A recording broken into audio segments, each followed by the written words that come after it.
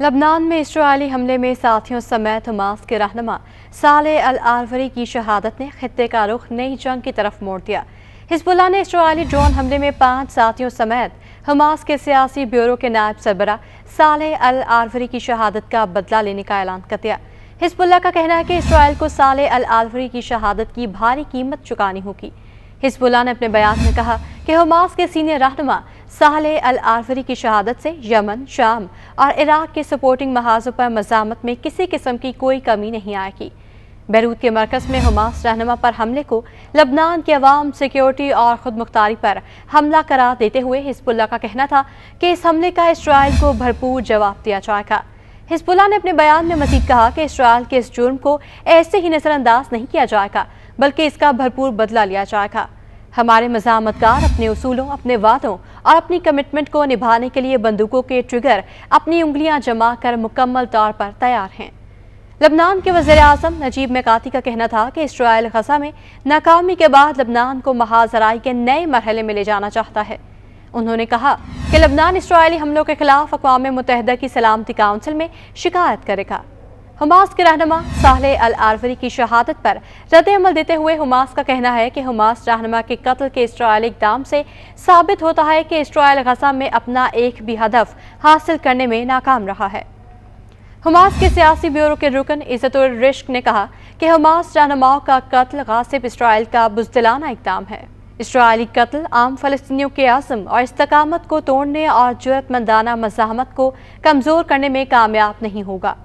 सालेह अल आरवरी की शहादत पर हमास रहनुमा इस्माइल हनिया का कहना है कि सालेह अल आरवरी की शहादत से कोई अफरा तफरी या खला नहीं होगा।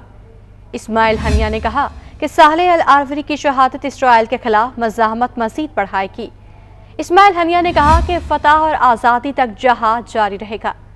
लबनान में इसराइली हमला लबनान की खुद मुख्तारी की सरीह खिलाफ वर्जी है। इस्माइल हानिया का कहना था कि सालेह अल आरवरी बड़ा शख्स था जिसने अपनी धरती का दफा किया। तारीखी मज़ाहमत में कुर्बानियाँ ही हमारा असासा हैं। अल आरवरी का कत्ल दहशतगर्दी है। सालेह अल आरवरी की शहादत के बाद ईरान का रद्द-ए-अमल भी सामने आ गया।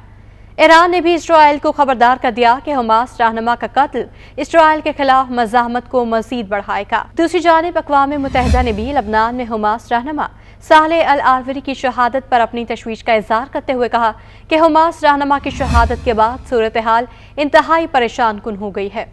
वाज़ेह रहे कि इसराइली फ़ौज ने लबनान के दारुल हुकूमत बैरूत में फ़लस्तीनी मज़ाहमती तंजीम हमास के दफ्तर पर ड्रोन हमला किया, जिसमें हमास के सीनियर रहनुमा सालेह अल आरवरी शहीद हो गए। लबनानी मीडिया के मुताबिक इसराइली ड्रोन हमला जनूबी बैरूत में वाक़या हमास के दफ्तर पर किया गया। हमले के नतीजे में इमारत को नुकसान पहुंचा और मुतादिद गाड़ियों में आग लग गई। लबनानी मीडिया का कहना है कि हमले में हमास के सीनियर रहनुमा और पॉलिटिकल ऑफिस के नायब सालेह अल आरवरी साथियों समेत शहीद हो गए। इसराइली मीडिया का दावा है कि हमास रहनुमा हिजबुल्लाह के सरबराह हसन नसरुल्लाह से मुलाकात करने वाले थे। अरब मीडिया के मुताबिक सालेह अल आरवरी का तूफ़ान अक्सा कार्रवाई के मंसूबा साजों में शुमार किया जाता था। सालेह अल आरवरी इसराइल की हिट लिस्ट में पहले नंबर पर थे। हमास के रहनुमा सालेह अल आरवरी की शहादत पर रद्द-ए-अमल देते हुए हमास का कहना है कि हमास रहनुमा के कत्ल के इसराइली इक़दाम से साबित होता है कि इसराइल गज़ा में अपना एक भी हदफ हासिल करने में नाकाम रहा है। हमास के सियासी ब्यूरो के रुकन इज़्ज़तुर रिश्क ने कहा कि हमास रहनुमा का कत्ल गासिब इसराइल का बुज़दिलाना इक़दाम है। इसराइली कत्ल आम फ़लस्तीनियों के अज़्म और इस्तकामत को तोड़ने और जुर्रतमंदाना मज़ाहमत को कमज़ोर करने में कामयाब नहीं होगा।